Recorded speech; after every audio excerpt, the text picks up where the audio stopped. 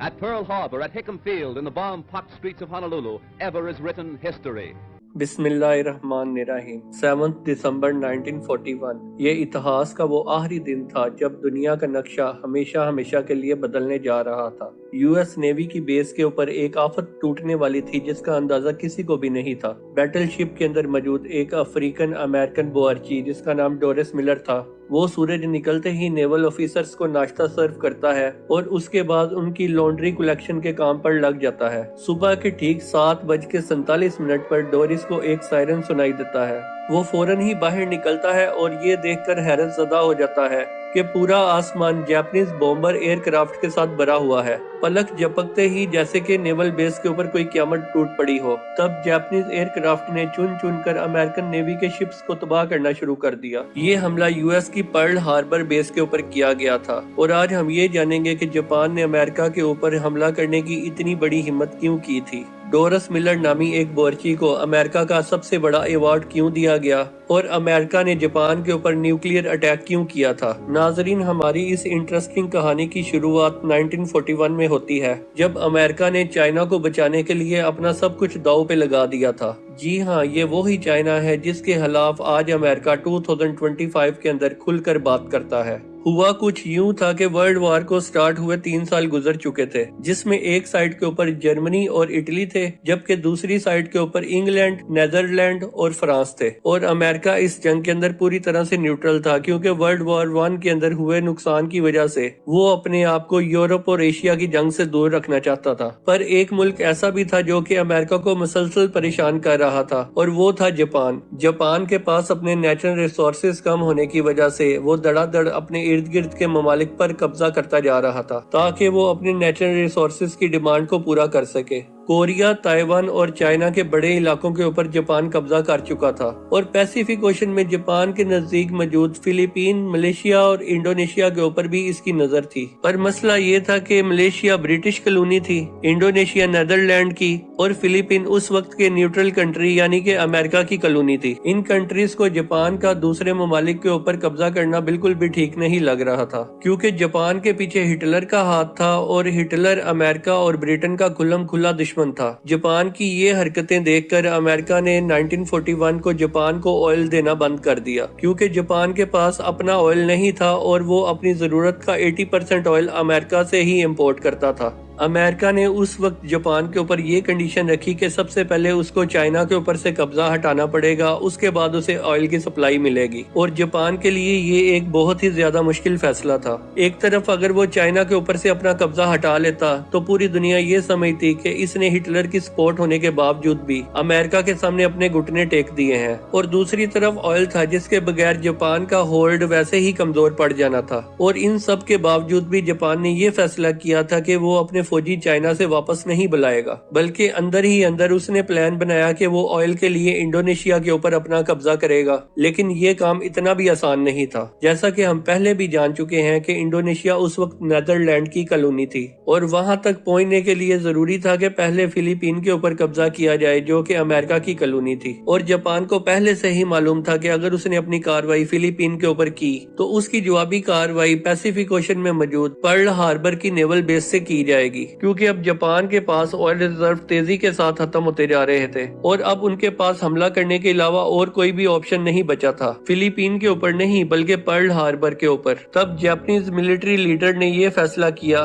कि वो अमेरिका की पर्ल हार्बर बेस के ऊपर सरप्राइज अटैक करके उस बेस को पूरे का पूरा ही तबाह कर डालेंगे ताकि उसके बाद जापान आसानी के साथ फिलीपीन के ऊपर कब्जा कर सके। जापान अब खामोशी के साथ पर्ल हार्बर की बेस के ऊपर अटैक करने के लिए तैयारी में लगा हुआ था। इसने अपनी फ्लीट को तैयार करना शुरू कर दिया जिसके अंदर 2 बैटलशिप्स, 39 सबमरीन्स, 30 डिस्ट्रॉयर्स और हैरत अंगेज तौर पे 414 बॉम्बर्स एयरक्राफ्ट भी शामिल थे। इन बॉम्बर्स एयरक्राफ्ट को 6 एयरक्राफ्ट कैरियर्स के जरिए पर्ल हार्बर की तरफ रवाना किया गया। दूसरी तरफ अगर पर्ल हार्बर पर खड़ी अमेरिकन फोर्स का अंदाजा लगाया जाए तो इसमें 8 बैटलशिप्स, 59 एंटी एयरक्राफ्ट शिप्स, 4 सबमरीन्स और 390 एयरक्राफ्ट शामिल थे। देखा जाए तो अमेरिका अमेरिका के पास जापान का हमला नाकाम बनाने के लिए काफी ज्यादा फोर्स मौजूद थी, लेकिन इसके लिए जरूरी था कि इनको पहले इस हमले की इंफॉर्मेशन मिल जाए। पर जापान इस अटैक को हर तरफ से सीक्रेट रखना चाहता था, इसलिए जापान के कमांडर ने यह फैसला किया कि वो किसी भी किस्म की वायरलेस कम्युनिकेशन से दूर रहेंगे। जापान से निकलने वाली फोर्स तकरीबन 8000 किलोमीटर का फैसला तय करने के बाद अब पर्ल हार्बर से सिर्फ 370 किलोमीटर दूर थी,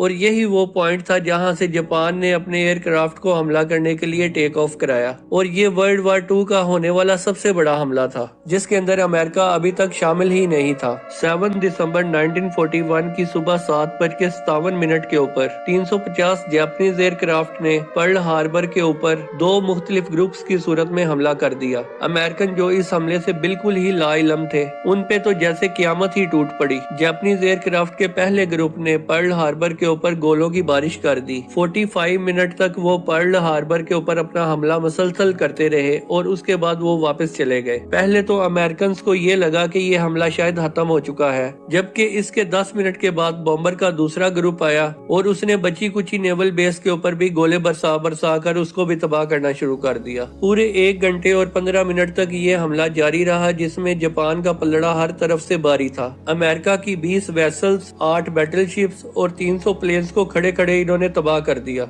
On December 7th, 1941, Japan, like its infamous Axis partners, struck first and declared war afterwards.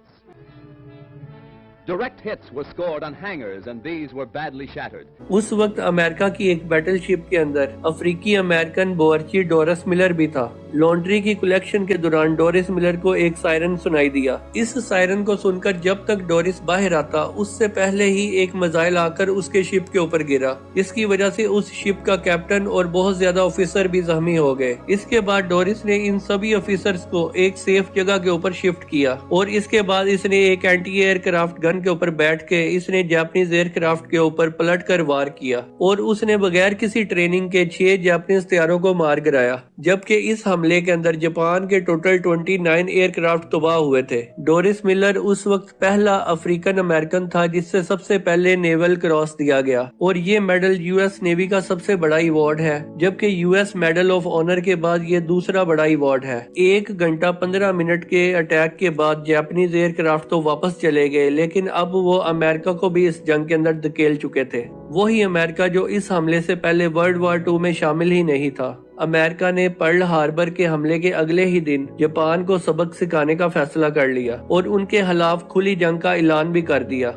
Yesterday, December 7th, 1941, इसके बाद अगले 3 महीनों तक अमेरिका अपनी नेवल बेस को रिस्टोर करने में लगा रहा। इसके तकरीबन 4 महीनों के बाद अमेरिका ने जापान के ऊपर वैसे ही हमला किया जैसे उन्होंने पर्ल हार्बर पे किया था। अप्रैल 1942 में अमेरिका ने जापान के कैपिटल शहर टोक्यो के ऊपर बमों की बरसात कर दी और ये अमेरिका का वर्ल्ड वार 2 के अंदर किया जाने वाला पहला हमला था। और इस हमले के बाद अगले 4 सालों तक अमेरिका और जापान की बहुत शदीद किस्म की लड़ाई चलती रही, जिसमें अब अमेरिका का लड़ा बारी था। जापान अब इस जंग में बहुत ज्यादा कमजोर हो चुका था, लेकिन वो किसी भी सूरत में हार नहीं मानना चाहता था। इसके बाद अगस्त 1945 में अमेरिका ने जापान के खिलाफ अपना आखिरी कार्ड इस्तेमाल कर ही डाला। 6 अगस्त 1945 के सुबह 8 बजे जापान के शहर हिरोशिमा के ऊपर एक Boeing B-29 super fortress aircraft को देखा गया और इस जहाज ने 4400 केजी वजनी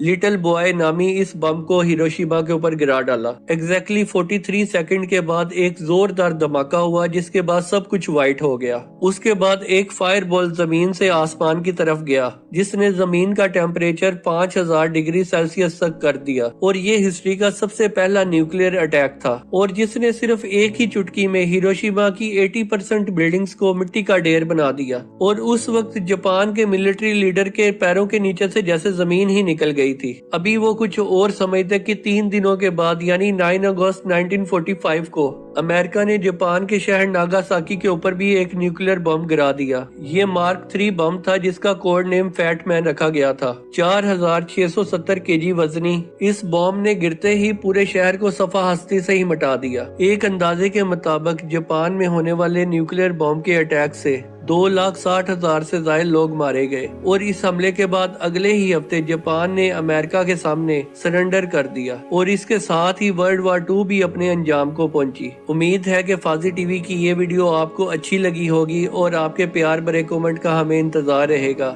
جزاک اللہ۔